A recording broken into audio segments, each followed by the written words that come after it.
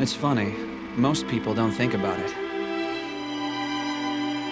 But when a boy learns about sex for the first time, he's sure to wonder who his first partner will be.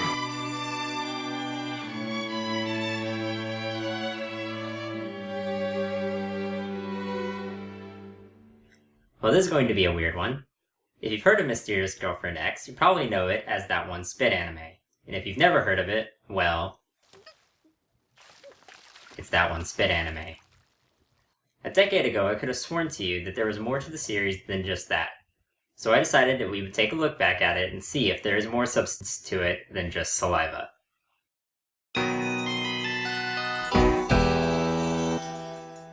Mysterious Girlfriend X was an anime that aired in 2012, based on the manga of the same name that ran from 2006 to 2014, written by Riichi Ueshiba.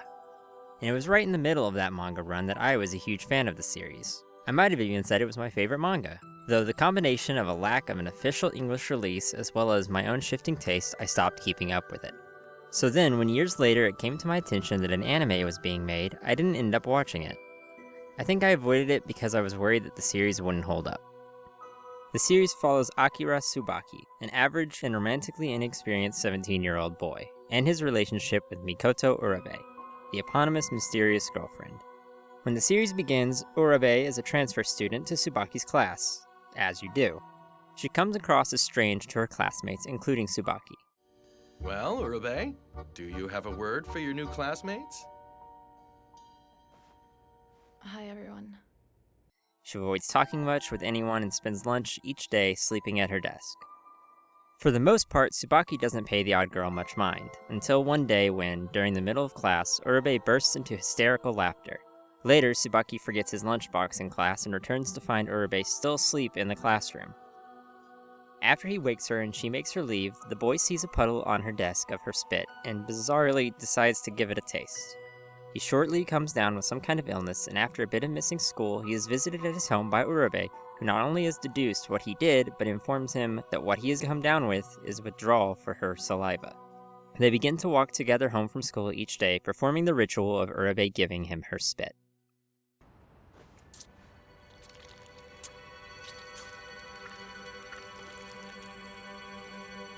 Here. Suck it.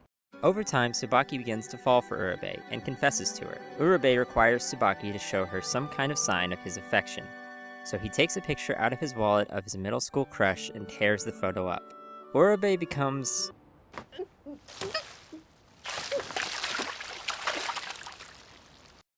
overwhelmed and admits to Tsubaki that the day in which she had had her outburst in class, what she was reacting to was a voice she had heard telling her that Tsubaki would be her first intimate partner. She agrees to be Tsubaki's girlfriend, and the rest of the series focuses on the relationship between the two.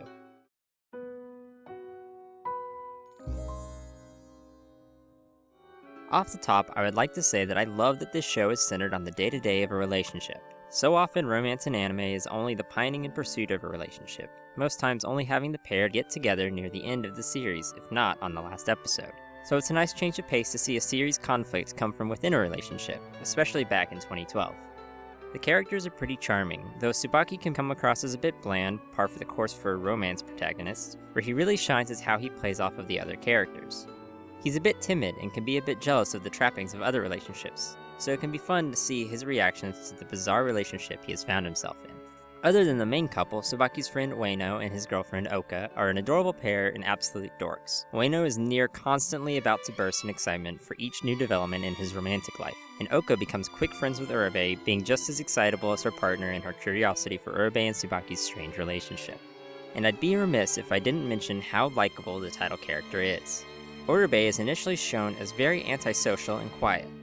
Once she begins to open up to Tsubaki and even to Oka later on, she can be very straightforward and blunt. She will make her feelings on things very clear, telling Tsubaki where the line is and not hesitating to threaten him if he steps over it. It's her overall quietness that had me relating to her initially, and then her no-nonsense attitude later on. That and her apparent affinity for UFOs and alien stuff.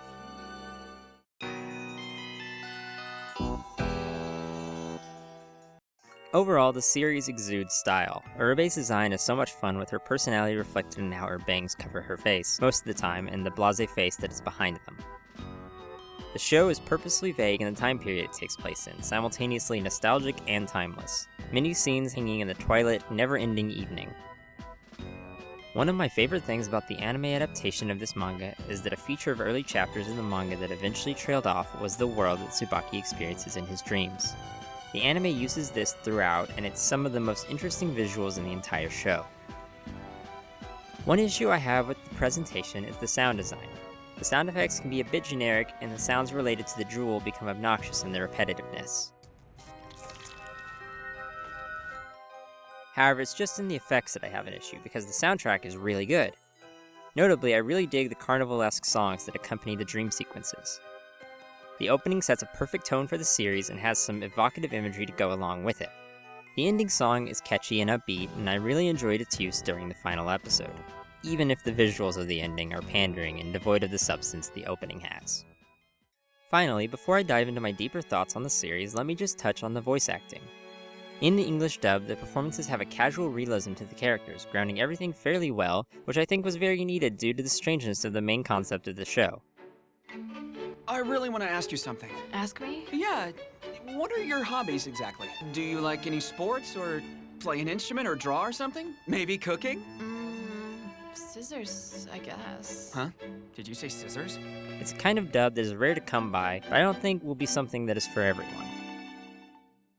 Overall, the show has a good presentation. The art style is cozy and the animation is mostly understated, but occasionally can surprise you. The music stands out as amazing at tone setting, and the voice acting is given a direction that I find unique and refreshing.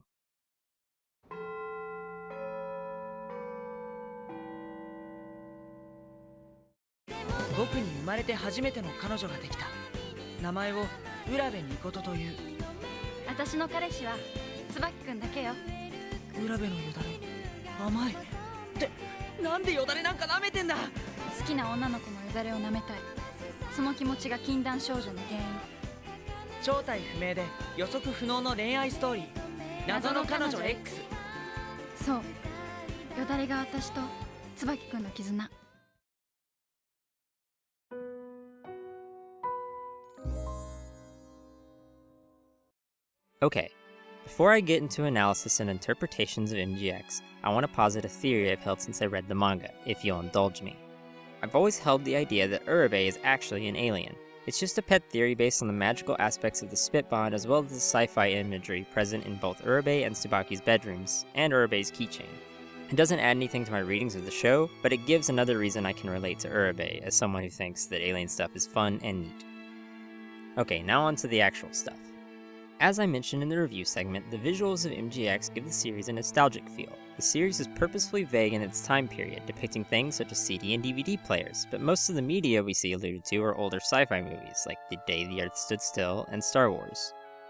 Because the show is a high school romance, most of the clothing we see the characters in are their school uniforms, so we can't pin down the fashion to discern the era. All of this is purposeful, as Reiichi Ueshiba says in an author's note, Mysterious Girlfriend X is a work that can make the adult reader who's long graduated high school to go, ah, how nostalgic, and the reader in high school, or perhaps even younger, not even in high school yet, go, ah, how original, or so I hope, as the author. Another side of the high school nostalgia is the age of the characters. Again, in a distinct and purposeful choice by the mangaka, the characters are perpetually 17. This choice was to make the relationship have a sexual tension and undertone, but be distinctly non-sexual. Through the series, Tsubaki and Urube have brushes with sexual topics, both textually and subtextually, but they remain at a point in their relationship where they haven't shared a kiss before the show ends. So before the first step, is there anything else? What do you mean before the first step? You know, hands. Hands? What comes before holding a girl's hand? Speaking of the way the series ends, I want to discuss a takeaway that I got from watching the series this time, that I may be reaching with. An image that stands out in the opening is this. This is the Buddhist Wheel of Life and symbolizes many things, but specifically I think the focus of its use in the opening is put on the figure that is holding the wheel, commonly used as a symbol of impermanence. So with that sitting in the background of my viewing of the show, it put the last episode in a totally different light. One of the main two plot points of the last episode of MGX is about Tsubaki's sister and her remembering her own high school romance. With the last images of the show being on the cherry blossoms that Urabe points out, it shows the changing of the seasons. All of these aspects surrounding an anime about a high school romance paints the whole thing to me in a temporary light. It gives me the feeling that these two will not be together forever, and that the time we see of them together is beautiful because it will come to an end at some point. Finally, I want to talk about my main interpretation of Mysterious Girlfriend X, and its main mechanic. The mysterious bond our two main characters find, I think, is a depiction of pure communication, with thoughts, emotions, and even physical sensation being able to be shared directly with each other. The relationship between Urabe and Tsubaki is engaging and healthy.